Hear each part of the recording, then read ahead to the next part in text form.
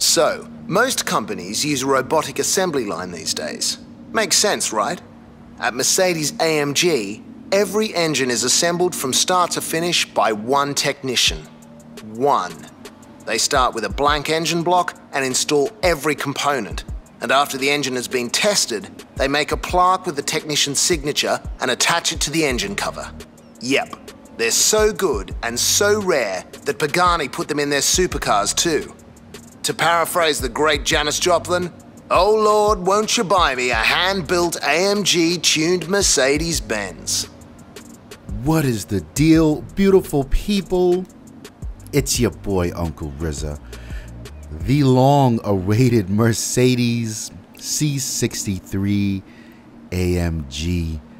God damn, this car gives me nightmares on every version of Forza. This is a very difficult car to tune, man. This is a very difficult car to tame. Now, I don't know if you guys know about this beast in real life, but these fucking cars are ferocious. These things are like the size of a 3 Series with almost 5,500 horsepower. Like, what the fuck is wrong with Mercedes? Like, this is their MO. Anytime you see AMG on the badge, on the back of any of these cars, stay in your goddamn lane.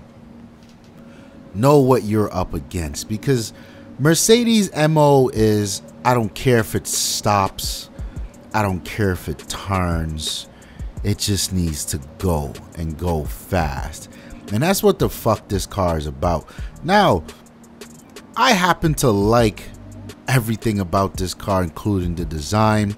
I think it's a dope-ass bulldog stance car. It's so compact.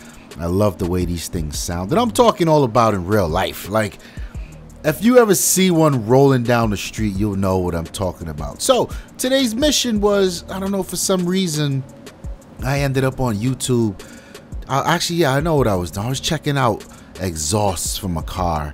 And then a few AMG C63 videos pop up. And then I said, nah, I gotta get my ass on Forza. Specifically Horizon 3, and I gotta make one. And then 4 hours of my life gone.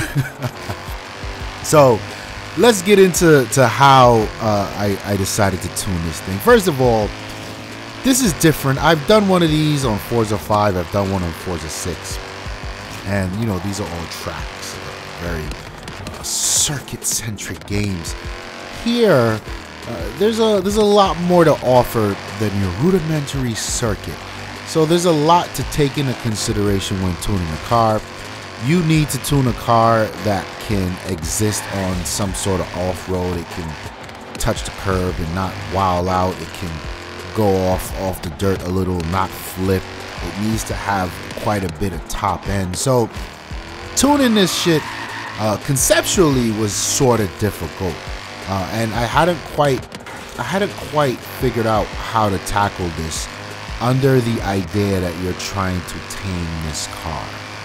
And the problem here is it's already 500 and well above 550 horses and a ridiculous amount of torque. So anything you do to it makes the car like an animal. And I mean, you know, I don't know, it depends on your level of expertise in this game. I know some dudes like Mac can drive a fucking car with 1.0 handling rating, and you'll never see him for the rest of the game. I can't do that shit. So I need to have something that's relatively controlled. And that's where the motivation to tame the C63 comes from. So when I first started, of course, you know, you go full grip. You're throwing all the upgradable parts, the suspension, the brakes. You lighten the car up. You put the best tires on, the stickies. You put the wide tires on, and then you sort of drive it and you see how that feels. And generally speaking, that's my tuning strategy with any car, which is why you guys often get 3 different variations of a car. You get the grip, you get the balance, and you get the balls to the wall. That's because I start from the grip. which I consider the bottom up. You know, I see what it can do in terms of handling and responsiveness, and then I go back and say, okay, what am I willing to sacrifice to make this faster but still maintain that handling characteristic? And that's what you get in the balance tune. And then the balls to the wall tune, well, you know, that's just what if we took that balance car and just went a little crazy, took away some handling and see if we can maintain stability. But nonetheless, here, my favorite version of it, and I have plenty of them, is the grip. And I found myself going back to it because this car's got plenty of power, plenty of acceleration. Although, you know, I do miss the above 200 miles an hour that it is capable of doing, actually, if I were to tune it a little more aggressive.